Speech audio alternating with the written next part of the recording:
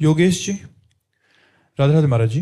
महाराज जी, गुरुदेव के लिए सबसे बड़ा भाव और सबसे बड़ी सेवा कौन सी है एक शिष्य द्वारा? अहंकार का समर्पण कर देना।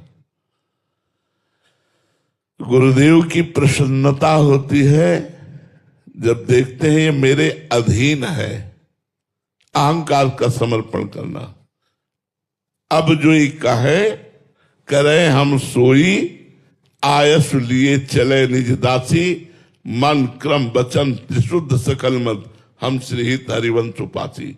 मन से, वचन से, कर्म से अपने गुरु के अधीन हो जाना ही गुरु की प्रसन्नता है।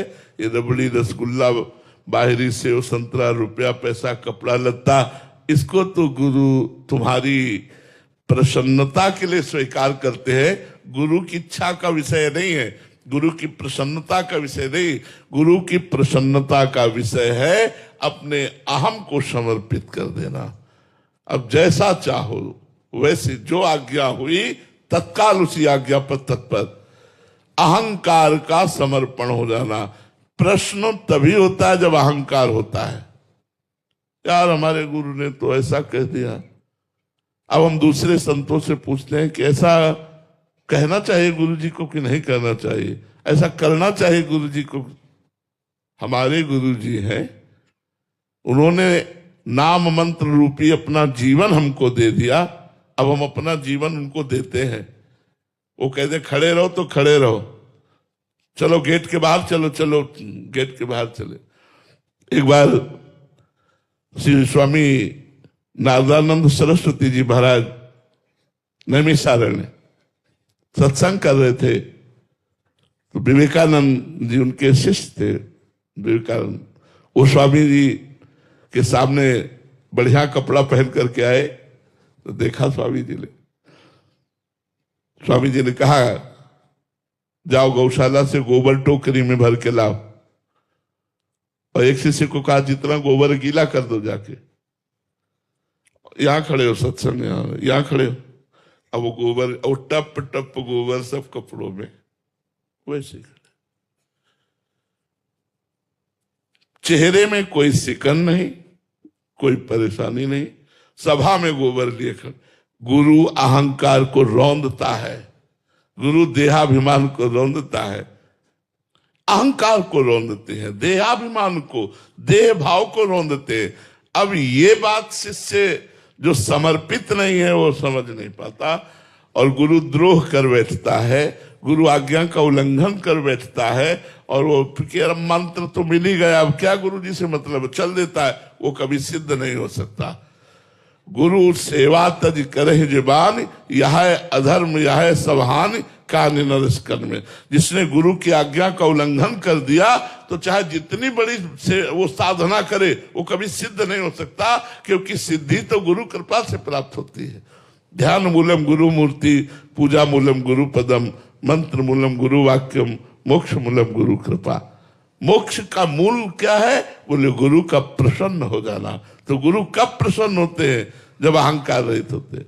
एक बार समर्थ गुरु श्री स्वामी रामदास जी महाराज जी की सेवा में जो शिष्य रहते थे, एक शिष्य से बहुत प्रेम करते थे, तो और शिष्यों को ईर्ष्या हुई, तो स्वामी जी के पास जाके निवेदन किया कि आप एक को ही बुलाते हो, एक का ही नाम लेते हो, एक से ही आदेश करते हो। हम लोग भी तो है महाराज जी, कभी हमको भी अवसर दीजिए। ऐसा प्रेम क्यों करते हो उनसे और हमसे भेद करके? हम भी तो आपके शिष्य है। तो समर्थ ही होते हैं। कुछ नहीं बोले, बोले जाओ सबको बुलाएंगे, किसी दिन सेवा होगी बुलाएंगे, जाओ। दूसरे दिन बुलाया, बोले सबको बुलाओ, सब आए। जांग में पट्टी बंधी हुई थी। कहा बेटा बहुत बड़ा फोड़ा रात्रि भर में हो गया, बहुत पीला दे रहा है, और हमने देखा है पट्टी खोल के उसमें मवाद भी बन गया है। बोले गुरुजी अभी शिवाजी के पास जाते हैं और उनसे राजवैद्य लेके आते हैं, वो ठीक करेंगे। उन्होंने नहीं, इसकी दवा हम जानते हैं। कोई शिष्य यहां उसका मुंह है, मुंह लगा के यदि सब मवाद पी ले हो सकता है वो शिष्य मर जाए क्योंकि मवाद है, पर हम ठीक हो जाएंगे। आप में से कौन पिएगा?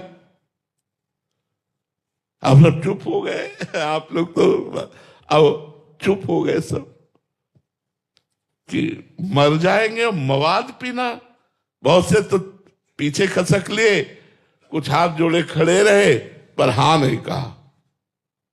और वो सेवा में लगे हुए थे जिनके विरोध में सब शिष्य शिकायत की थी, आवाज लगाई, बेटा। हाँ गुरुदेव, सेवा में थे, छोड़ के आगे जी। ये मवाद बन गया है फोड़े में, अगर इसको तुम पी लोगे तो हो सकता है तुम मर जाओ, लेकिन हम ठीक हो जाएंगे। बोले गुरु जी तुरंत बताओ कहां से पीना है? बोले यहां से पीना है। मुंह लगाया, पूरा पी गए।